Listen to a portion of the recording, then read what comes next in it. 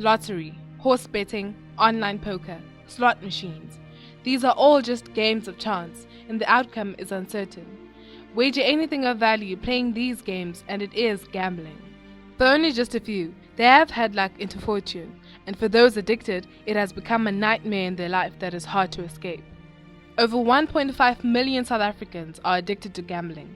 This figure includes both problem and pathological gamblers.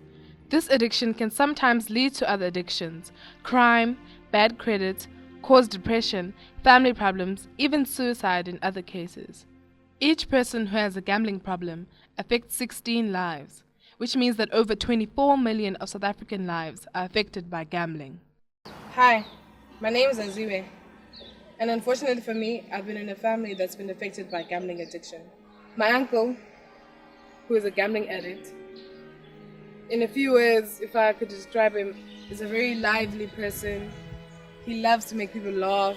He's the life of the party, basically. And it's all changed because of this addiction. He drinks heavily all the time.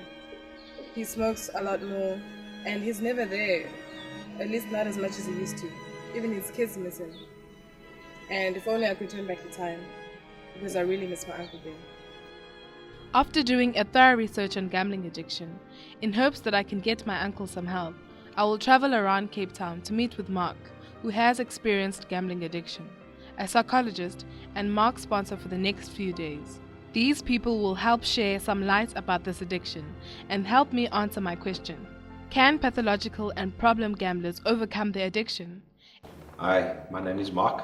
I'm an addict in more ways than one. I'm a gambler, I'm an alcoholic. So I'm going to give you a bit of my story today and my road to recovery. And hopefully you can learn from this so you can help yourself. My name is Jim, and I am a gambling addict. I'm also the sponsor of Mark. And sponsorship plays a vital role in the recovery process from any addiction. There's not a single factor that really affects people or causes the gambling problem. But there are some psychological or psychiatric diagnostics that we can look at. For example, schizophrenia, mood disorders, anxiety disorders that almost lead to it, and as well as conduct disorder. I started gambling when I was about, you can't really put an age on it, but from what I remember, I was about 11 years old. We used to do this 11 card or rummy, golf cart nights. Every Friday night it was at somebody else's house. And then I started drinking at age 13, smoking. And it progressed. My addictions ran parallel, hand in hand. Whenever I went to a pub, it wasn't because I wanted the alcohol, it was probably because I wanted to gamble. The lights was amazing. So I never drank in a pub that didn't have gambling machines. I always wanted to drink in a pub that had gambling machines. Problem gambling is when you find that people gamble quite a lot and they lose quite a lot of their money, and that they struggle to stop. Even if they lose, they go and borrow more money.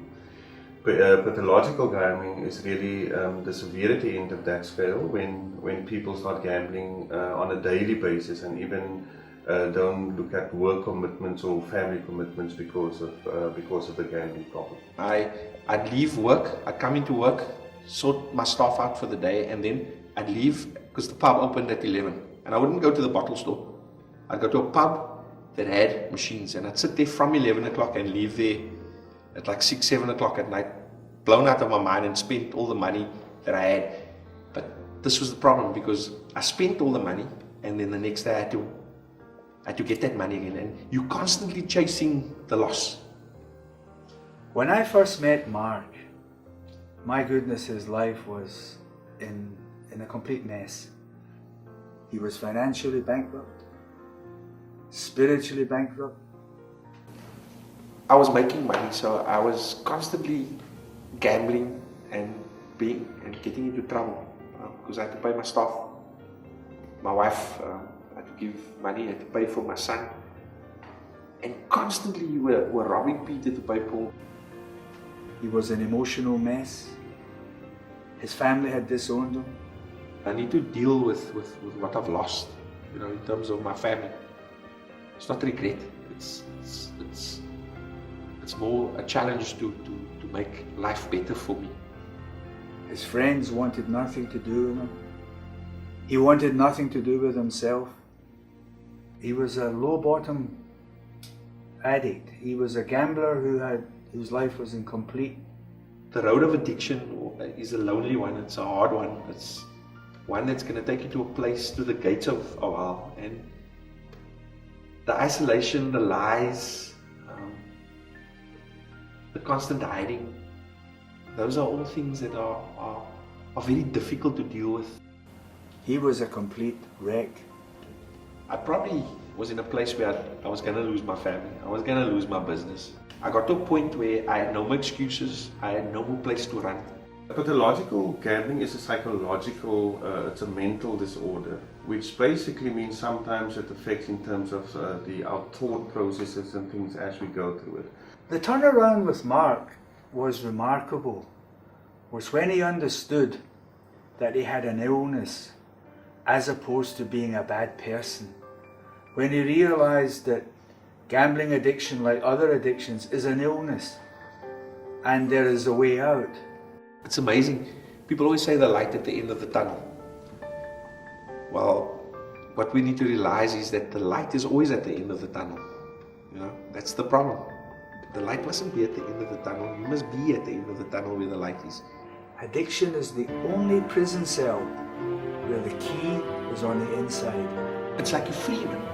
There's no bondage. There's no something dragging you down. There's like, you feel light.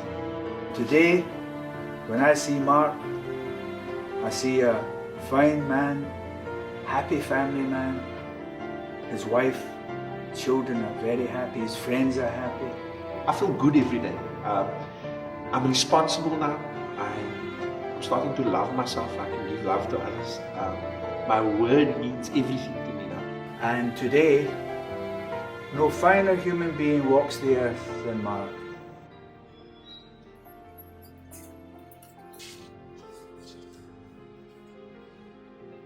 Going through Mark's journey with his addiction has made me reflect a lot on my uncle and his gambling addiction.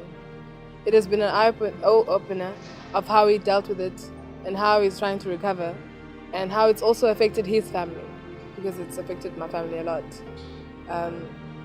I've seen a lot of similarities in Mark that I see in my uncle, and my uncle is in denial about his addiction, but the information I've got through his journey is that it is possible to recover from gambling addiction. And with this information that I'm equipped with, I think I'm ready to get together family members, to call them and set up an intervention to help out my uncle.